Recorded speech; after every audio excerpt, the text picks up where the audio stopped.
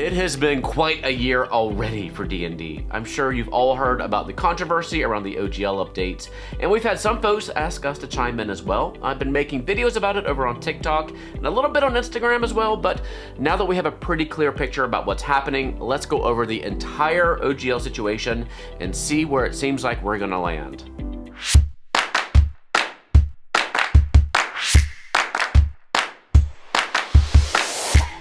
Before we jump in, if you are a TikTok user, look me up over there. We've been having a lot of fun talking about the OGL situation, but we've also been playing around with the Fablemaker's animated tarot cards from our sponsor, Hit Point Press. We've been using the cards to develop our own little one-shot, and we've got quite a little story developing over there.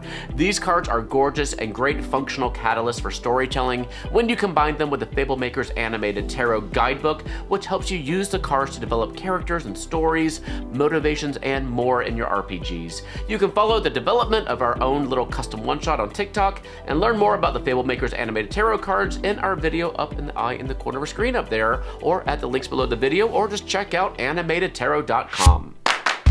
Full disclosure first, we do receive products in kind from Wizards of the Coast, like each new D&D book release for us to review, and we've made quite a lot of content for DMsGuild. Grady also does freelance writing for Paizo, and we make our own content in their marketplace, Pathfinder Infinite, in which we are, quote, infinite masters, which means that we get access to Paizo art assets and early access to products to make tie-ins for them. I want you to know all that up front.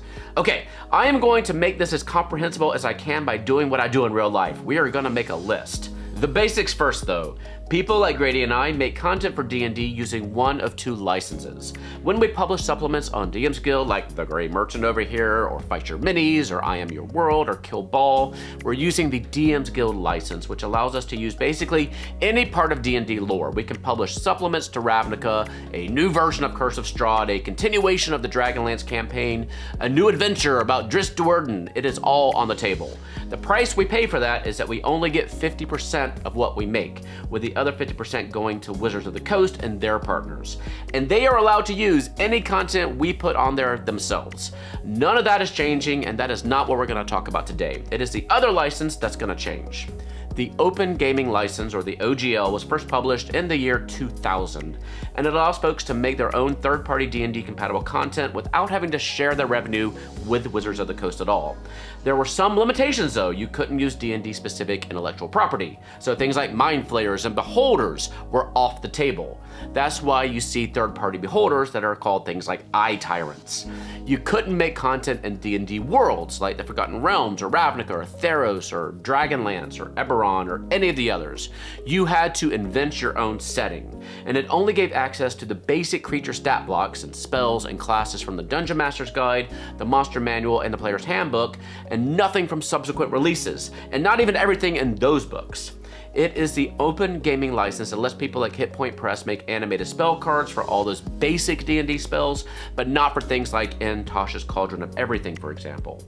Paizo launched Pathfinder based on the Open Gaming License. Cobalt Press uses it for all their new settings and bestiaries and spell books.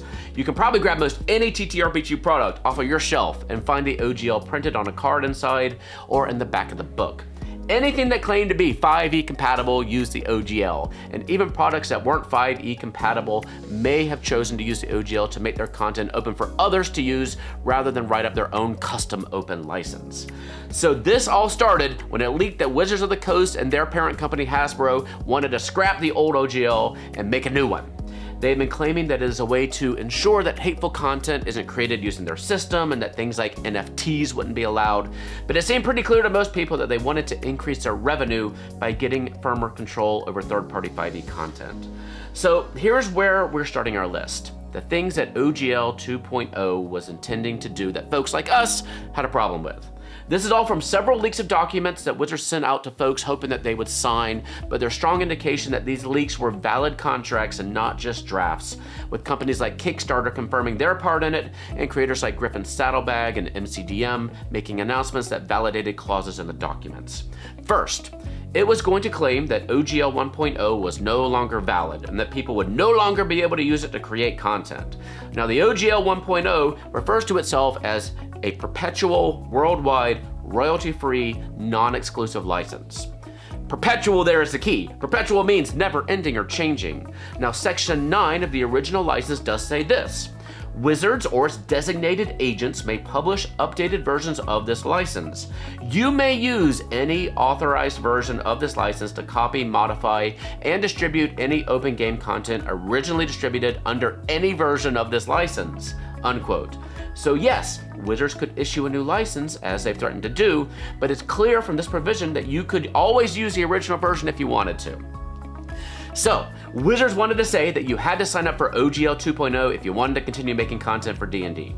They were going to give you a short grace period for products that were already in development, but after that, if you want to make a new bestiary, a card set, or an adventure of your own, you had to sign up for 2.0. 1.0 was no longer going to be valid.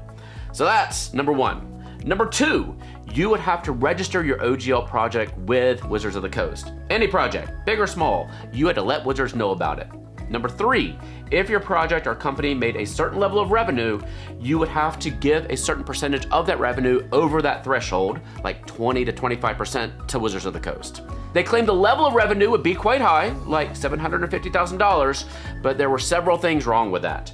Even projects that make a lot of money, even major companies like Paizo and Cobalt Press, don't operate on enormous profit margins. If they suddenly had to give Wizards 25% of the revenue over that threshold, they would not be able to sustain their businesses.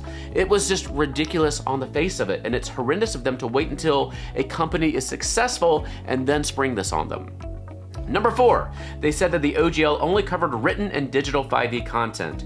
They didn't cover things like VTTs or cosplay, podcasts, videos, plushies, toys, cards, or anything else. Many of those things would fall under the even more restrictive fan content policy from now on. Functionally, it would seem to mean that VTTs like Foundry would have to start paying Wizards of the Coast or stop supporting 5e games on their platform. And it would just mean the end of a ton of smaller projects.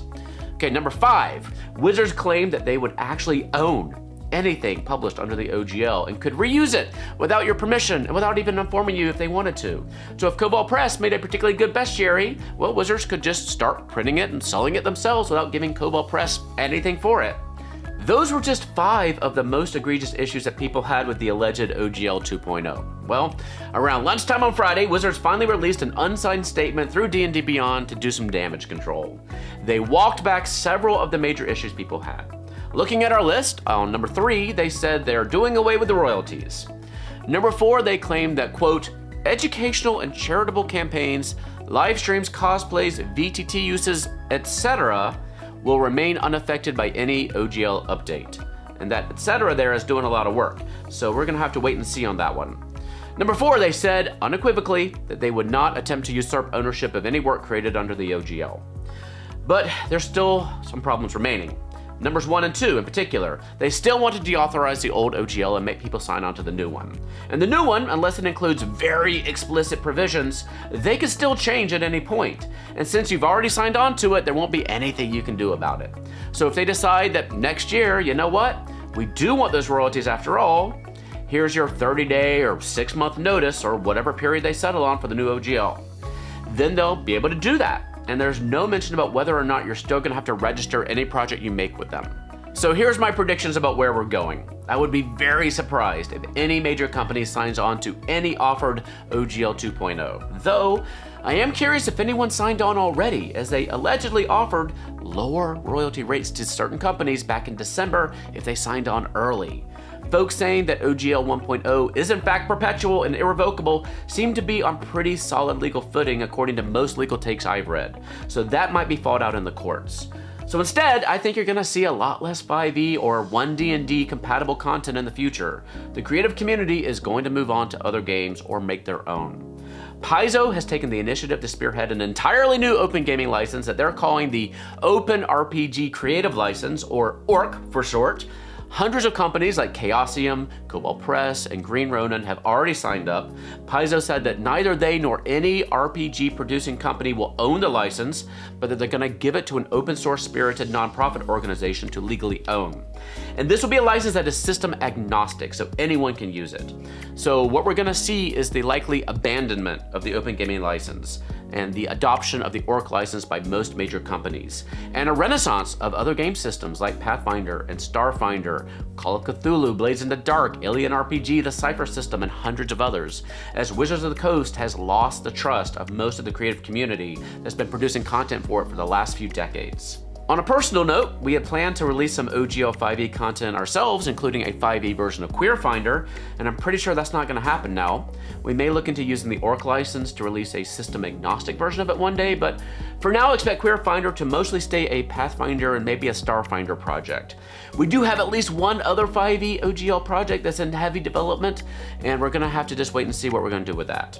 I know a lot of fans are really upset at Wizards of the Coast and D&D right now. We are too. So we're going to focus more of our attention on sharing exciting new games with you. If you're curious about Pathfinder, check out our Pathfinder Beginner Box review up in the corner of your screen up there to see what I consider to be a fantastic introduction to that system. Our non-D&D related content never pulls as many views, but I think it's important to support these other game systems, which is why we've been making that content even before the OGL controversy went down. If you agree, you can help us out by watching those videos, leaving comments on them, liking them, and sharing them with your friends. We are still pretty small fry as far as influencers go, which means that your choice of whether to watch each video, like, and comment make a huge difference. I also plan to still cover D&D minis here on the channel because they're usable in plenty of other games as well. Wizards of the Coast does earn royalties on any minis branded with D&D, so be aware of that if it matters to you. And don't forget that WizKids and Wizards of the Coast are entirely different companies, and WizKids also makes minis for Pathfinder and Starfinder, so don't take your ire out on WizKids. You can let me know down in the comments section what you'd like to hear me cover on the channel here, and I'm going to see what I can do. This is a complex topic, and damn it, I am a psychologist and not a lawyer, Jim, but I hope that I help make things a little bit clearer. Let me know what you think if you have any questions in the comment section down there, and of course, remember to check out the Fablemaker's animated tarot cards from Hit Point Press using our links below the video. They are also usable in any game you want. If you use TikTok, I would love to see you there. For me, TikTok is a place where I can make quick, timely videos to talk about whatever is going on in the industry that day. YouTube videos like this one require a lot more time and work, and I can't be quite as agile here. You can also find me on Instagram, Facebook, and Mastodon, of course. I'm trying to post most of my TikTok videos over on Instagram as well, but I think it's a little bit messy still. I'm working on that. We'd also like to use YouTube Shorts, but the 1 minute time limit is shorter than my TikTok videos, which are like 3 minutes, so I'm not sure how to best handle that. I'm also still kind of sick, so I'm trying to get over that. And finally, our Cobalt plushies have finally gotten off their boats, and they are now headed to their distribution centers for packing and shipping, so they should be arriving at your doors very soon. I can't wait to start seeing pictures of them in their forever homes. If you post yours to social media, please tag us and use the hashtag CobaltPlush. And now is a great time to get your pre-order in if you want one too. And that's it for me today. We're gonna go back to our regularly scheduled programming here very soon, but for now, please stay safe, have fun, love each other, and I will see you next time at the Gallant Goblin.